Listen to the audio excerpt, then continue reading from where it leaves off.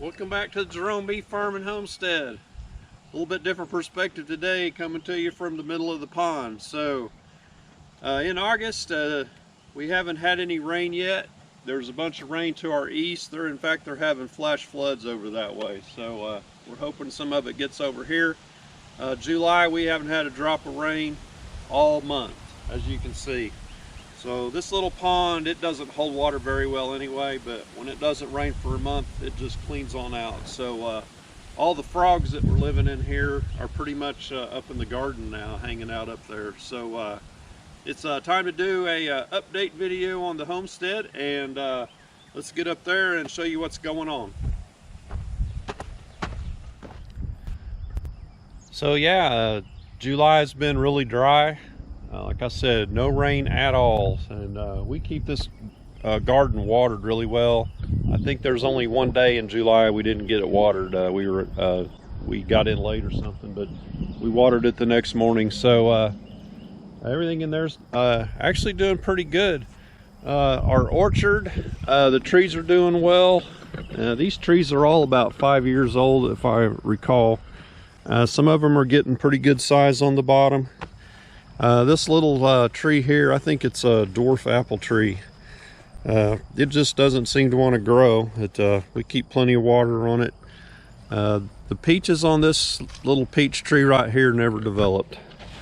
I'm not sure what happened, but they're just tiny and hard. So I don't think they're going to do anything.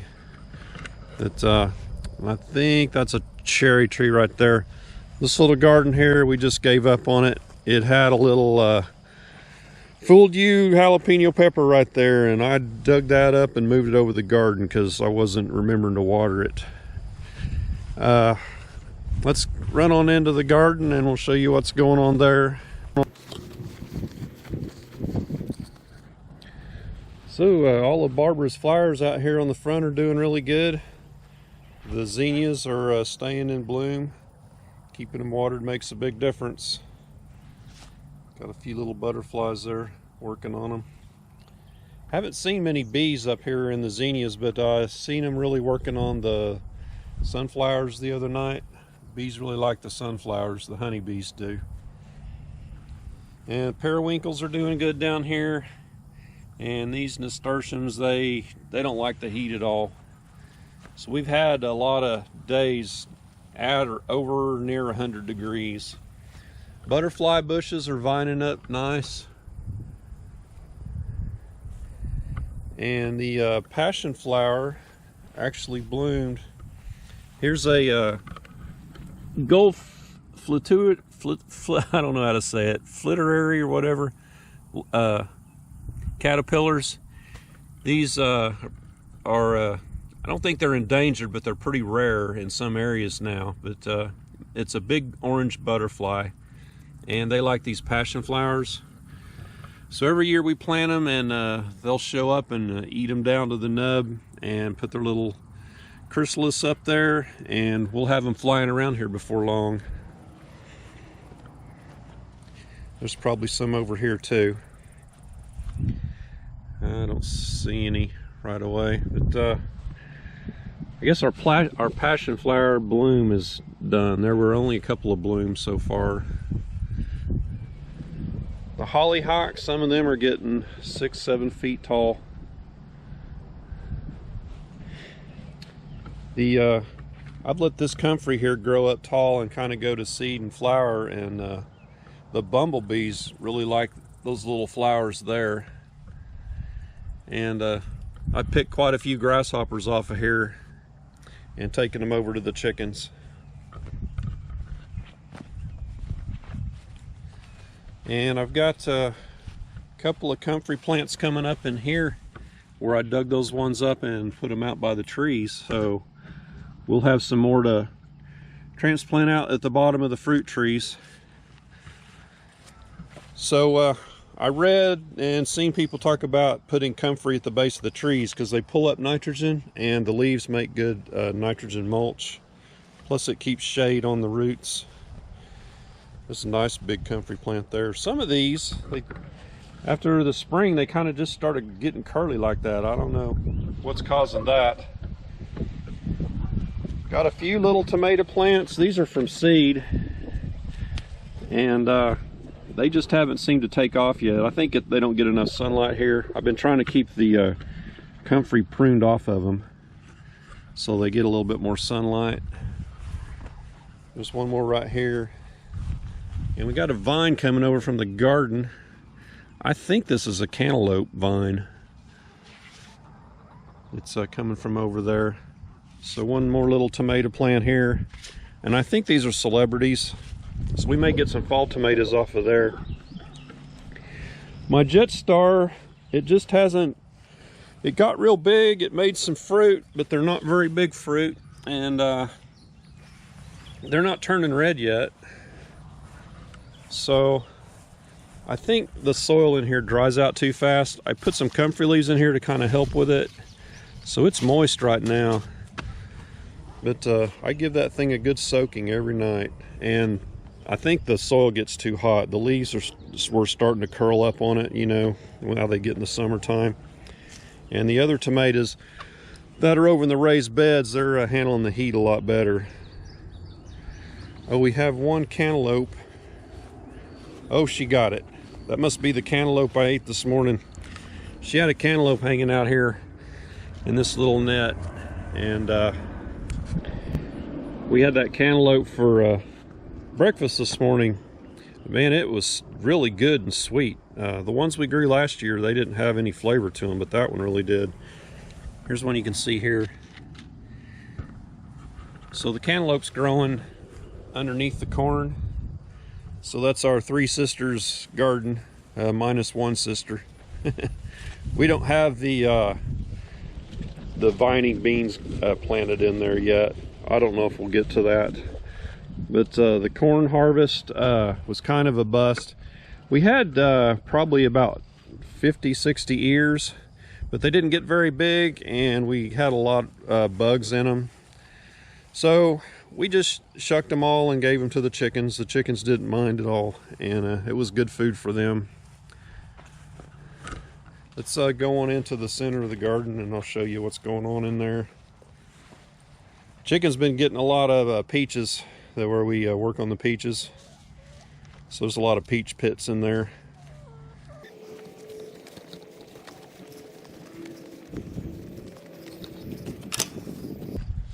So we'll start here on the left. So all these sunflowers are volunteer sunflowers, and they're doing really good. They're starting to phase on down. So they all came up just from the seed that was there last year. Our pepper plants are doing outstanding. Nice and green. Nice big bell peppers forming on these. These peppers we're picking are just as nice as the ones you buy in the grocery store. And we've never had nice peppers like that before. And they're doing really good. So this is typical of how my pepper plants normally do. They just are kind of wilty looking, don't make very good fruit. So I don't know what the difference is between this one and those others. We actually planted some of these from seed, but we've got a lot of peppers. My wife is, she'll chop these up and put them in a Ziploc bag and freeze them, so it makes she lays them out flat, so you just snap off a piece of the peppers and put it in whatever you're cooking. She also mixes it in with the tomatoes that she puts up. Green beans don't look very good, but we've got a lot of green beans off of these. So they're over here and over there. Somehow we wound up with a climbing bean in our green beans, so I think they got a seed mixed in there. Wasn't supposed to be in there. But those climbing beans have more of a pod looking, thicker pod than these little green beans that we have here. There's still a few little ones on there, but hopefully they'll get bigger. Here's the Fooled You pepper. So it was about dead and I moved it over here and it's coming back. So might get some mild jalapenos off of that in the fall. Here's some more bells. So this is yellow bell pepper here. Golden California Wonder. Nice looking peppers. And this is just a better bell here. I think I bought this one at the Ace Hardware. And their cantaloupes down in here like I showed you before. There's probably 7 or 8 nice cantaloupes in here. Here's one. There's a nice one back there. Here's one here.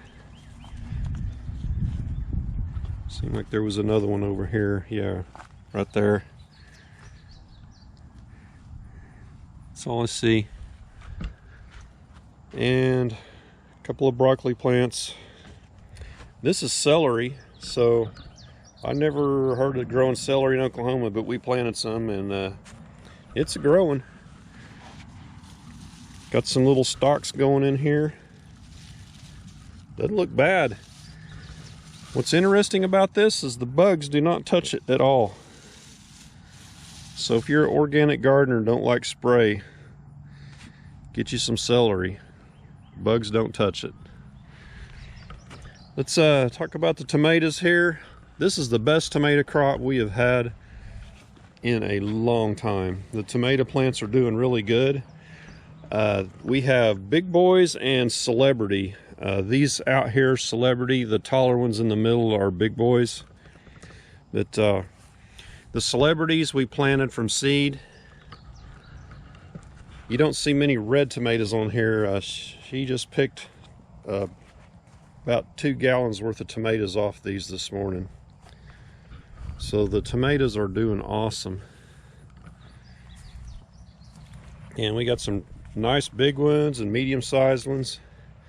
And we got us a nice garden spider here.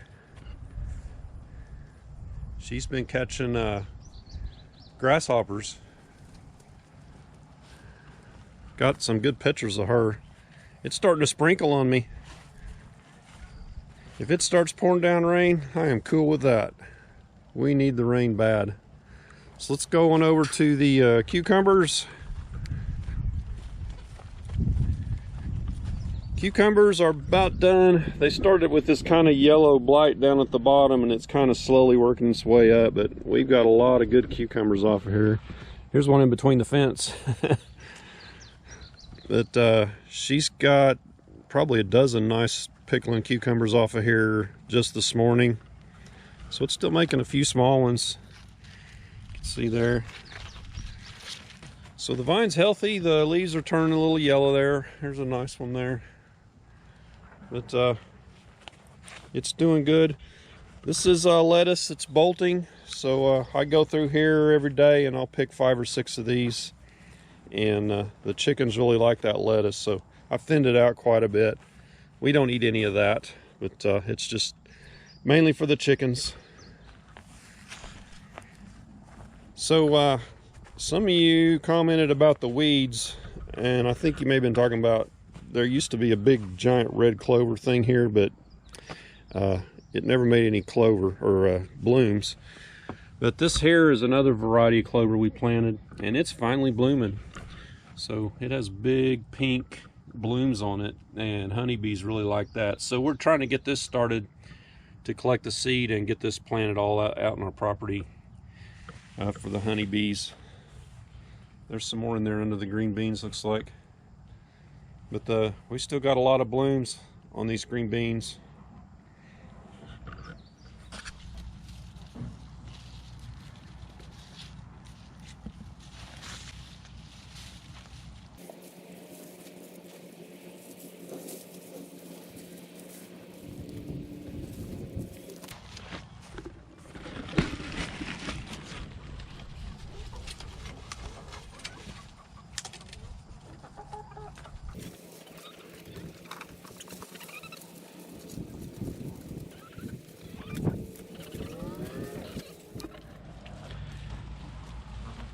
So these lighter colored chickens are buff Orpingtons, and we got those a year ago last spring, and these red ones are golden sex link, and we got those this spring in March. So these young ones are all laying now, so we're getting about 10 or 11 eggs a day. So their eggs, the young ones, their eggs start off pretty small, but they're getting to be almost the same size as the Orpington eggs. So these golden sex links are a cross between a white leghorn and a rooster and a Rhode Island red hen, I believe is how that works. And the reason they're called sex links is you can tell the sex of the chicken by the color. So the hens will all have white on them, and the roosters will not. So that's how you keep from getting roosters in your flock with the golden sex link. Let's see how many eggs we got. It's pretty early, so we probably don't have that many.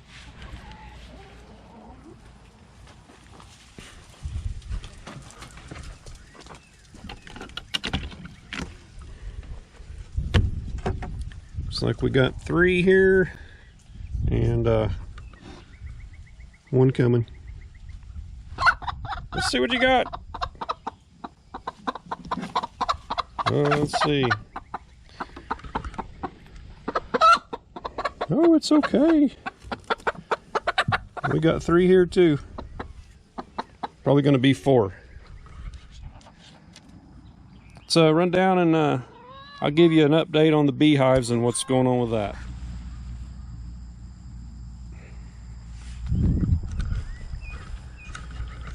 So on the beehive front, it's early August, so we've harvested our honey and we put back on the honey supers, at least just 1. We don't have 2 on these because they won't be able to put honey back in to fill up 2.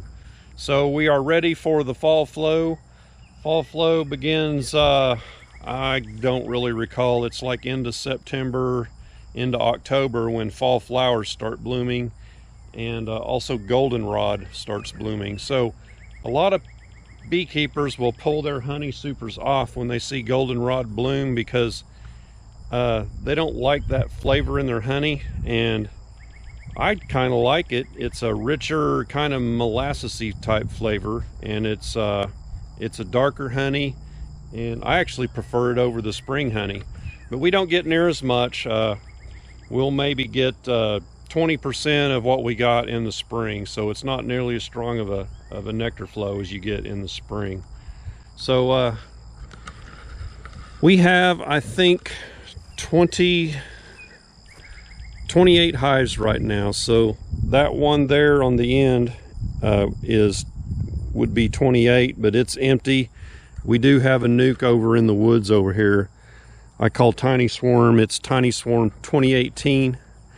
But the hives that are on this end here are the newest hives, so as I expand I'm kind of going this direction. So that one right there on the end, the tall one, is what I call the huge swarm, right? So I say that every time because it was so big it had to be in 2 deeps. So and they filled up 2 complete honey supers, so that was 80 pounds of honey off that one there next to the end. It did really good. So any of these that have 1 honey super, the shallow box that's on the top, the one that's a little smaller, those were honey producers. The ones that don't have 1 on there, they're just kind of hives that are growing, getting ready to make honey, and they'll probably be producers next year. We had probably 12 hives produce honey this year, and I pulled off 12 honey supers and 2 deep boxes, and one of the deep boxes wasn't completely full. So since it's kind of overcast, you don't see a lot of bees flying right now. They're all hanging out here waiting for this rain to come because they don't want to get caught out in the rain. So there's a few hanging out on the porch on the entrance. So that's what's going on with the bees. Let's see, we harvested, don't know if I said or not, 470 pounds, I think, of honey is what we got out of these bees this spring. And we still have our fall coming. Oops, I'm getting attacked. We still have our fall coming to harvest that honey. And like I said, that's not near as big of a harvest as the rest. So things are really dry in July, and moving into August, we're hopeful we're going to get some rain here and get the grass greened up and get things ready for the fall flow for the bees to start bringing in some of that fall nectar.